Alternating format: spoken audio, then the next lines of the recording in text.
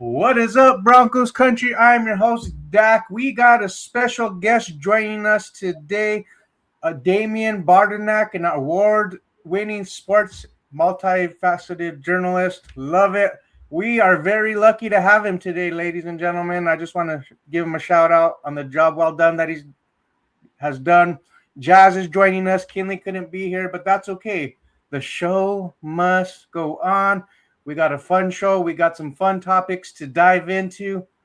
Damien, thank you for joining us. How did you feel about the season that just passed? And how do you feel going into the offseason? Yeah, well, first, thank you for the introduction. Thank you for having me, of course. Yeah. So when I look at the Broncos season from an outside perspective coming into the year, I felt like they were 1 year away, right? I felt like this team was really, really good in a lot of important areas, but I still felt like there was still a piece, maybe two, missing, right? Well, we see the season play out, and to be quite honest with you, I feel really good if Bo Nix is healthy in that AFC Championship game and in the Super Bowl, right? So maybe I was still somewhat right because they were 1 year away in a sense because of the injury. But dude, this team had just enough to not just make it to the AFC Championship, but I think win. And if they go in the Super Bowl, man, anything can happen. So I think for me, what really stuck out to me about this year for the Broncos was you found out a lot about Bo Nix, and you found out a lot about him during the stretch. I think a lot of times people kind of scoff at the idea of how important the playoffs are, right? How important someone does in the playoffs. But the thing is guess what? That's where the sausage is made, baby. I mean, there's a reason why dinner's the last thing you get at a restaurant, right? Because it's the most important thing. The playoffs are the most important thing. The Super Bowl is the most important thing. And so he's a riser, man. He's a playoff riser. You saw it against Buffalo. I think for Broncos fans, that's what I would be most encouraged about is, okay, we know we got a guy. We know number 10 is going to give his best effort and rise to the occasion no matter the situation, especially in the postseason. And looking forward, when you look at their cap situation, they have about $29 million in space, but they have several restructure candidates. And if you just restructure a few of those deals, which if you want, we can go into it later on or whenever. Yeah, for sure. Well, we could definitely tap into that. Yeah, it'll open up nearly $74 million in cap space. So they're going to have they have a lot of money to work with, and they're a dang good team. So I think overall Broncos fans should be encouraged. You nailed it right on the head, Damien. Despite just having 14 wins, being in the AFC Championship, there's work that definitely needs to be done in the offseason. You need to get talent around Bo Nix so that he can strive to be the best quarterback that he can be in this league, right? So we can take that next level for sure. I'm going to go around the horn and just kind of ask, like, what do you guys think the biggest needs are for this Denver Broncos team? Jazz, I'll start it off with you. Yeah, absolutely. So I think running back is going to be the biggest need for this team. We saw how the season played out where we had no run game. And I think other teams, like opposing defenses, knew that. And so it made us very one-dimensional. I think that whether it's in free agency or in the draft, maybe both, we focus on really building that running back room. I'm hoping that we go after some studs in free agency. Dak, I would love to hear your thoughts about like some running backs like that are in this upcoming draft. You too, Dame, what your thoughts are. But yeah, I think that as soon as we upgrade that position, it takes us a level up. So those are my thoughts about like the most critical position right now for us. Yeah, Damien, good job, Jazz. I agreed. Running back is probably not at the top of my list. You need to really put an emphasis of improving this run game because we've gone back-to-back seasons where Bo Nix now has gone into the offseason with some kind of injury and had to have some type of surgery, right? So, Damien, how do you feel about the running back being the biggest need? Do you agree with that, or is there a different position that you see that we can really harp on this offseason? I mean, there's quite a bit, right? But well, I think the good thing is the needs on this team are clear because there aren't very many, right? Running back is definitely one where I look at it and I say, I like J.K. Dobbins, but I mean, we have to just go with what the evidence tells us, right? He just hasn't stayed healthy, right? And prone tag, yeah. And as you get older, typically in a sport like this, you don't get healthier, right? I like RJ Harvey, right? I think he's more of a change of pace guy, though. I don't think he's a guy that you can give 18 to 22 carries in a ball game, right? So running back for me, I think is huge. But to be quite honest with you, and this might ruffle some Broncos fans' feathers, but they need a receiver, and I'd argue that they need a number one receiver. Oh yeah. Oh, Dame, me and you, we're gonna be good. Yeah, I think so. I've spoken to some of these players before, you know, and this is all due respect to everyone that I've spoken with, right? This is all due respect, but I like Cortland Sutton a lot.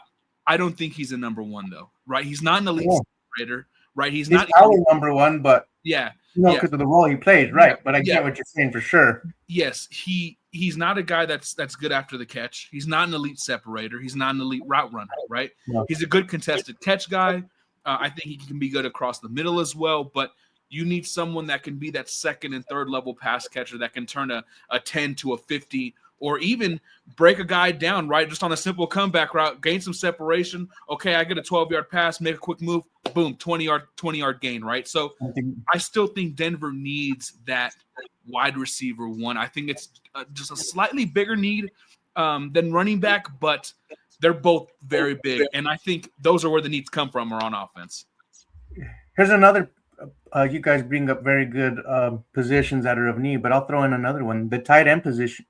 Position that was very underutilized in the season. You look at the percentages, I think it was like the wide receivers were targeted like 60% while the tight end position was like 19, and then the other position was like another 19, something like that along those lines, right? But if you see the way Sean Payton's offenses have thrived was when there was a tight end like a Jimmy Graham, a Jeremy Shockey in that offense where it's really a threat in the middle of the field. And now defenses have to respect that. They're not able to have this two-shell coverage type of thing, right? So I feel like the tight end position is a glaring need for sure. But going back to the running back position, that's number one for sure, because you touched on, like, if we had a running game, where would we have been in the Super Bowl? Honestly, you know, even if say Bo Nix, you know, he missed that game, but I felt like Jarrett Stidham, if he had a running game, especially when with that blizzard, you know, I think the outcome would have been a little different for sure, because we were forced to throw a lot, but we didn't have the guys to really rely on to run the football. We couldn't get anything done. So, here's a name that I would throw at you, though, Damien, is A.J. Brown. When I say that name, what do you think about that? How does that sound for you? Oh man, it reminds me of back home, man, in Texas, man. Some brisket, man, some barbecue. That's what it reminds me. It reminds me of something good, man, something real good. Yes, you know, something that I like, something that I want, you know. And so, I in Denver, I mean, that would be amazing. I mean, I love it. Amazing. Not only that too, I think that you have a couple of like individual kind of linear separators on this offense, like a Marvin Mims, right? I think you have guys like that. But whenever I'm also talking about separation, it's just also in the beauty of route running, like we've been talking about, and stuff like that too. And a guy like A.J. Brown, dude, he's big, but bro, he can run some routes, man. I mean, he's a very talented player, and I think, I mean, they also, like we said, they have the money, but they also have draft picks too. It can definitely happen, and I think it would be awesome. How do you feel, Jazz? I mean, I know we talked about it on the previous episode. We're all in, but kind of touch more about it, like kind of share with the class what your thoughts are. I'm Dame. I'm in Houston, so I feel you on that brisket. Like you want something like I'm with you, man. But you know, I feel that the both of you have touched on something very critical. We keep talking about pieces. We've all named everything on offense: running back, wide receiver, tight end. And so, like, I think that was you, Dame, who said this. But you know, in a Sean Payton offense, you know, tight end is critical. Actually, that was you, Dak. And so, even though we've had some production from Evan Ingram, we haven't consistently had a true mismatch weapon at that position for a while. And so, I do think like bringing somebody like I was going to talk about A.J. Brown, but he's not a tight end. But I do think that upgrading at that position is going to be imperative.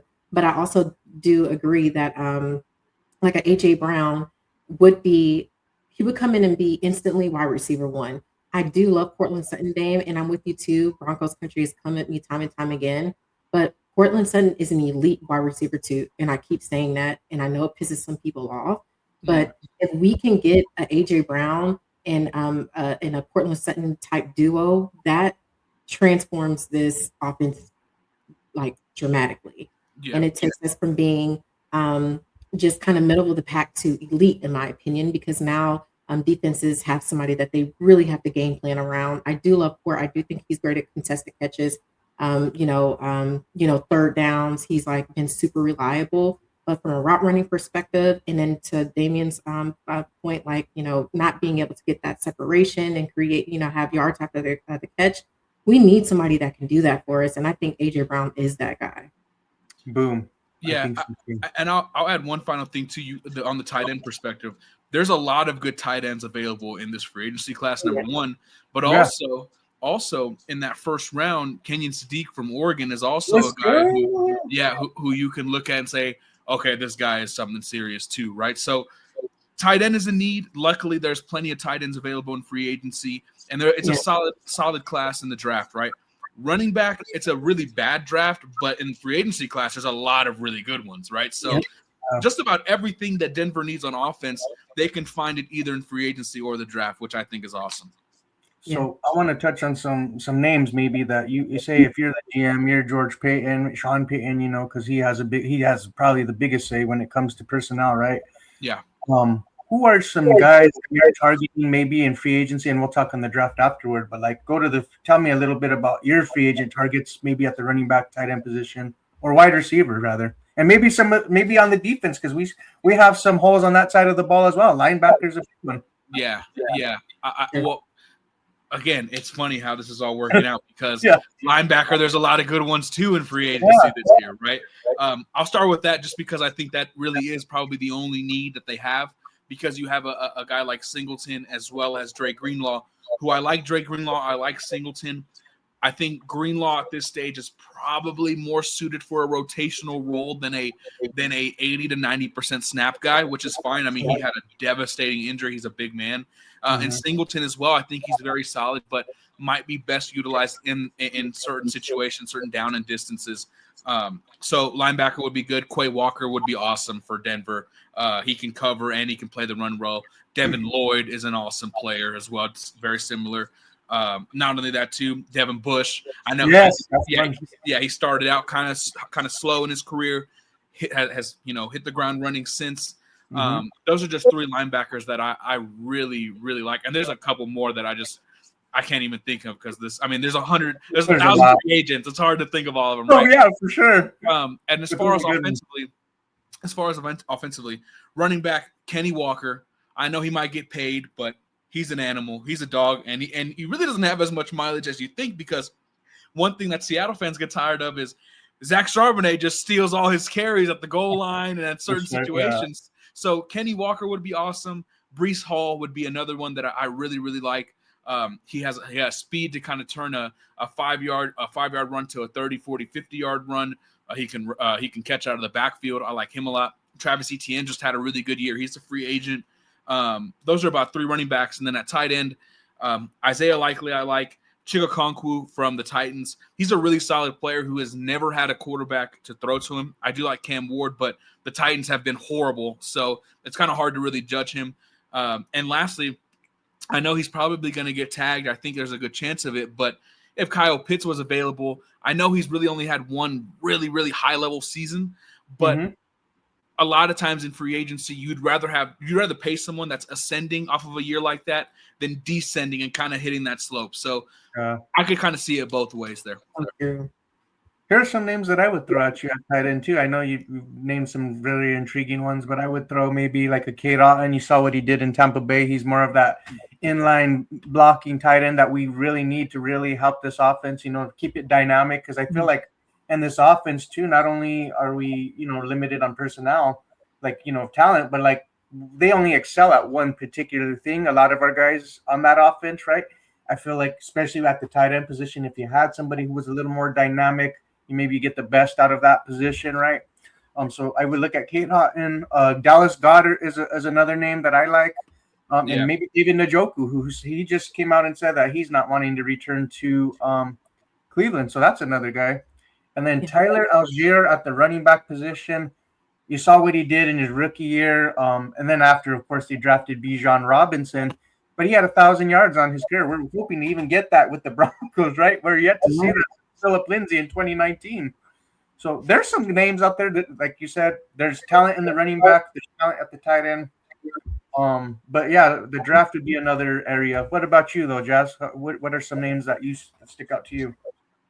Yeah, I keep going back and forth. Like, so for like the offensive like weapons that we need, I would say if it's tight end, I would like for us to, if it's not Kenyon, your guy, I would like for us to go free agency there. But he's one guy, like after watching his film deck, you have made me a true believer. He plays so hard. He is so strong, and he's such a red zone threat. I think that, man, if we could be lucky enough to get him, I would love that. But to Dame's point, like, you do have somebody like a Kyle Pitts and a David Njoku, and you also have, Dallas Goedert. You have these guys who are already proven, and Kyle Pitts just came off a really solid year. So getting somebody like that is fine. So I'm all aboard on those guys on tight end. But for wide receiver, if we don't go free agency, and I say that because I don't know how much money we want to pay for their contracts, especially with those big names like AJ Brown or like George Pickens, just for example. Like, we may not want to throw all that money at them, but I would love, and I know like I'm dreaming, guys, but I would love like a Carnell Tate from Ohio. I don't think we're going to get him, but he's like a dream. It's like for me, and then also a Makai Lemon as well from USC. I think that he would be excellent because he has really great hands and really good yak skills. So I would say those names jump out for me. But if we could get any of those folks, man, I feel like we'll be so solid. Yeah, I like those names. You mentioned some good ones. So let's go to the draft. Yeah, you touched on some names that maybe potentially Denver looks at instead of not trading for a veteran. Maybe they look to invest in a rookie. You get that 5th-year contract. Wide receiver seems to be a valuable position, especially with the contract. You get that cost-effective value. Damien, who are some guys maybe at the wide receiver position, tight end position that you would look to trade up for in the draft, maybe that Denver could be aggressive? Well, I think, like, hypothetically, number one, Carnell Tate, I think, is really good, right? So it would be – sorry, that's my dog. She's trying to bark. It would be amazing if he was in any position to where you could trade up to draft him. But I think if a guy like Malachi Lemon falls, 15, 16, 17, he'd be a guy I would trade up with because he's a separator like we've been talking about, right? Mm-hmm. And if he was 6'1", 6'2", or if he was 6'1" or 6 foot, I think the conversation would be like, okay, who's better, him or Tate, right? I mean, it would be really, really tough. I think after that, Chris Brazell from Tennessee, I think is an excellent player. Omar Cooper Jr., it seemed like all he did was just be a secure target, and that's really hard to do at that position as well, right? It's just be a guy that your quarterback trusts. Those are two guys that I really like. Other than that, in the tight end class, I think Sadiq is awesome, and I think he's very realistic at that number that you guys are picking at.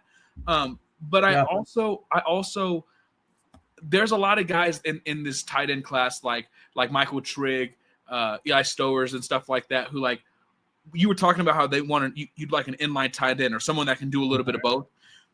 Those two guys are exceptional athletes, but they're not interested in blocking, right? And it's just kind of the reality. And to your point, I think in an ideal world, you would like a guy that can do a little bit of both. But if I asked you realistically, I said, hey, Dak, what would you rather have? Your tight end have one good block a game or finish averaging about 85 yards a game catch receiving? You'd say, I'm going to get the guy that can catch 85 yards a game. Yeah, right? That's fair. So I think Sadiq is the clear 1A, and there's a significant gap. There's a significant gap with the rest of the time. Yeah, that's just how I see it. And you know what, man? It's like, I'll bring this up, though. It's like, it's really hard to truly evaluate the tight end position coming into the NFL. Like, scouts, I'm sure, have a hard time because every tight end, they have their roles within their offense, right, in college. So they're not really able to showcase their true skills and of what they truly can be. That's why you see guys in later rounds that are taken, like the George Kittle or Sam who's the one Laporta. out of Arizona. Yeah, but anyways, Yeah. yeah, like he was in the second round, but like you're seeing these players actually be able to showcase their skills in a legit NFL offense, and it's like that's why you see the rise, because it takes a long time for them to get those to develop that. Um, but what I would say is this: I would definitely trade up for Kenyon Sadiq. I honestly think because I looked at the board, like the last time somebody kind of similar to his frame, David Njoku coming into the draft. I think it was 2019, something like that. I can't remember the exact draft that he was drafted in, but he was the 29th overall pick. So maybe you're right. Maybe he can end up to 30 because teams are so unsure of where he's going to land. Maybe there's other positions of need that push him down the board, right? So it's going to be interesting for sure.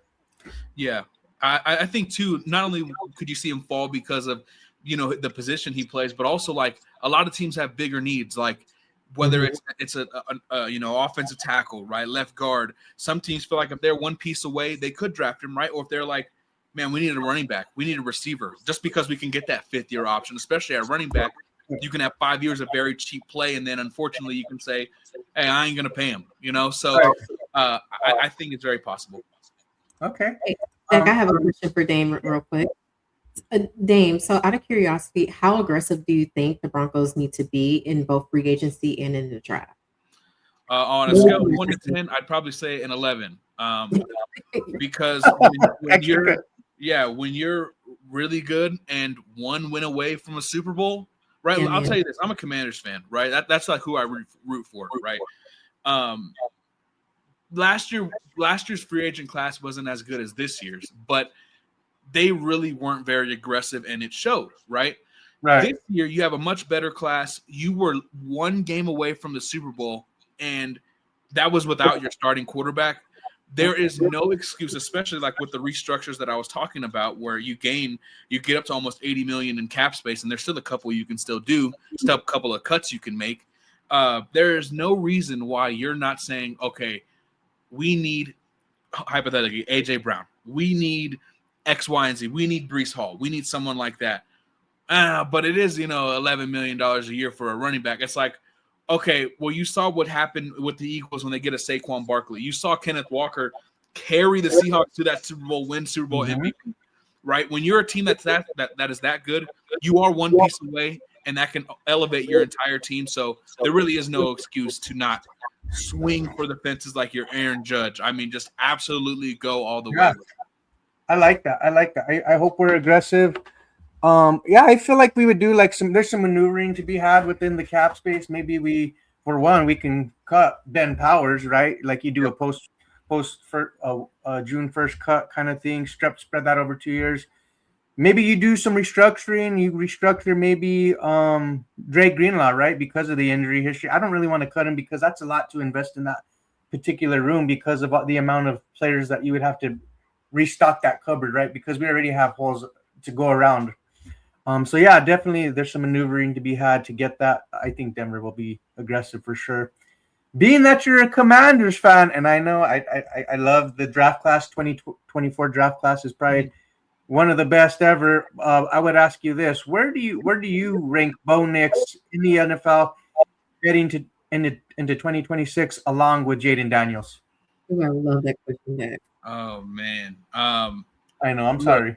Look, if this was like a perfect world, right, and Jaden just didn't get hurt as often as he did this past year, I think it would be clear that he's number one, right? Especially after his rookie. I mean, that was coming from a guy who watches, especially like my favorite team, but I watch the sport obviously very closely. But watching that team closely, that was a very mediocre team. I mean, defensively, they were in the 20s in just about every category. Offensively, Terry McLaurin was the only weapon, and then you have a 31-year-old Austin Eckler as your second best player. I think in a perfect world, obviously, I would say he's number one, but I'll probably slot him at 2. Okay, respect. Bo, I'd have. God, it's okay. Here's another thing. Back to the playoffs, right? Drake May was terrible in the postseason. He was terrible. Okay, Caleb Williams has these flashes in out of the 18, 19 games they played. He had a flash in about 10 to 11 of them where you say, "Wow, that's amazing." But he's also of quarterbacks in terms of completion percentage over expectation since 2016, right? That have had about 300 plays. He is dead last. Okay, that is so bad. He's so wildly inaccurate.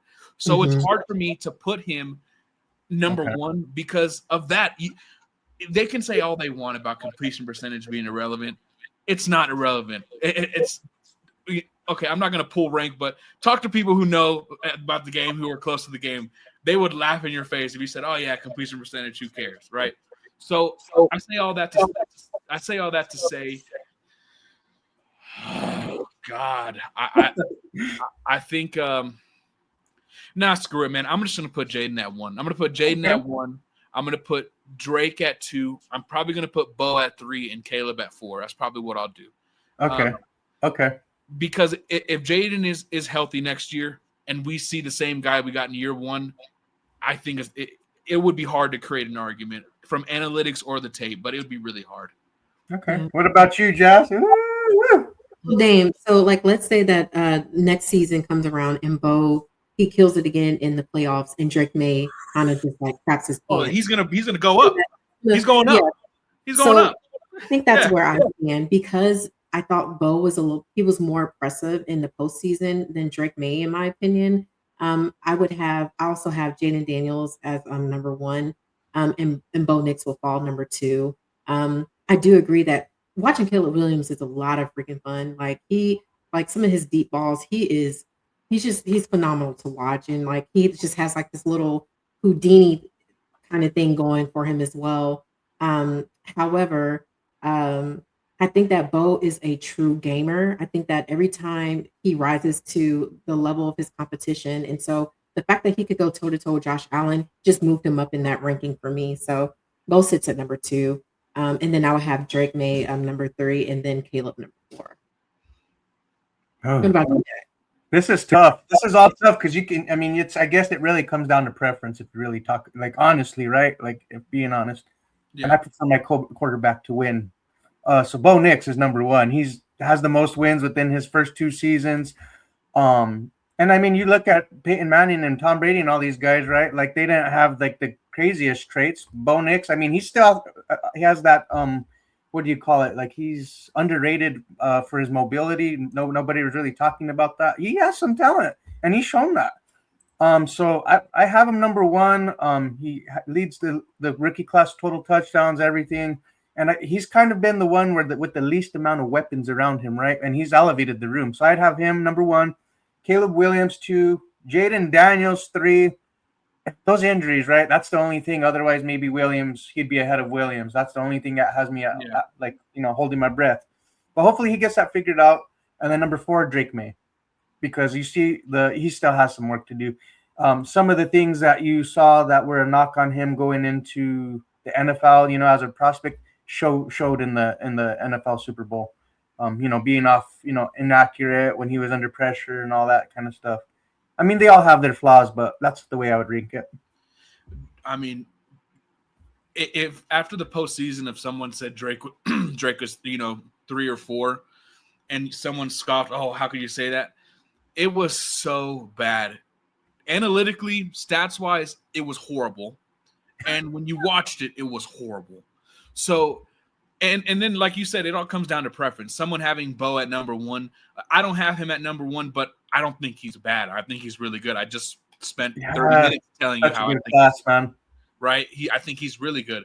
If Jaden's injuries, obviously the reality is different, but if Jaden's injuries weren't an issue, I think it'd be hard to have him anything other than 1 or 2, right? Because I could agree with that sentiment. Yeah, year 1, and even last year there were flashes, but again, you talk about the help.